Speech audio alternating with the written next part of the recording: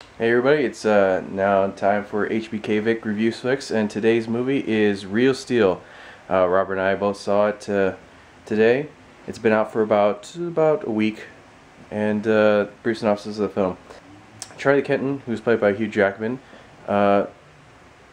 is basically a guy who fights bots for money underground, so he owes a lot of people money, and he comes across a kid because his ex-girlfriend from long ago dies, and he now has a custody battle between the aunt and himself, and he really doesn't want the kid at all, so he tries to pawn it off by selling the kid to the kid's aunt.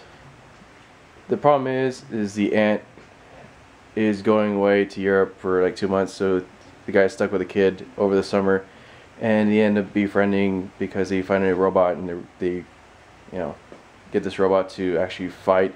It's a sparring bot, and he gets in the fight and ends up getting a title match at the end against one of the biggest robots in the Robot Boxing Federation.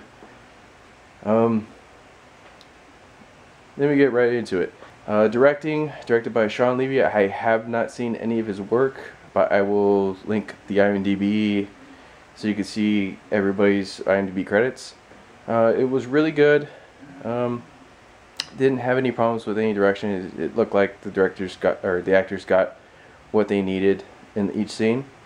Acting, of course, starring Hugh Jackman, Evangeline Lilly, she was in Lost, and the new kid, I guess his name was Dakota Goya.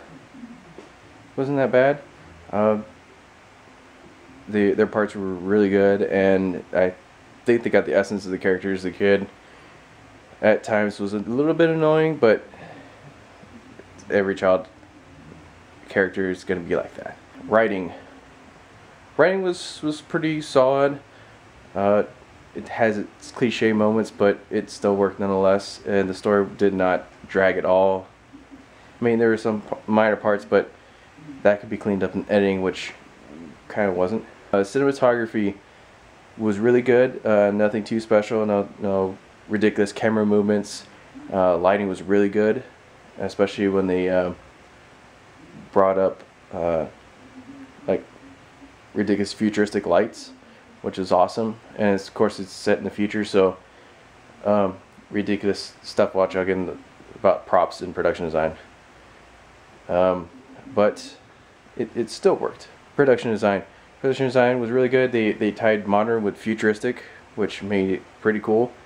A lot of product placement in there. Obviously, a lot of HP and Microsoft, and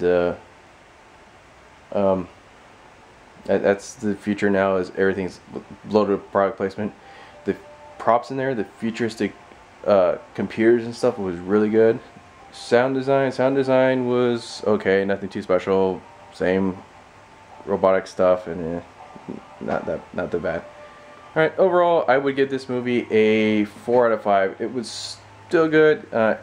People compare this to Rocky meets Rock'em Sock'em Robots. I don't want to give away the ending, but the ending does kind of end like Rocky. And they kind of left it open for a second one.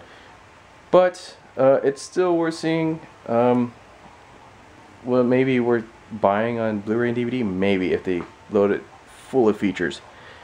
But it's still a good movie to watch. Maybe not worth spending like $10 to see it. Maybe when it goes down to a cheaper price, or even matinee, still good. But yeah, let me know what you think.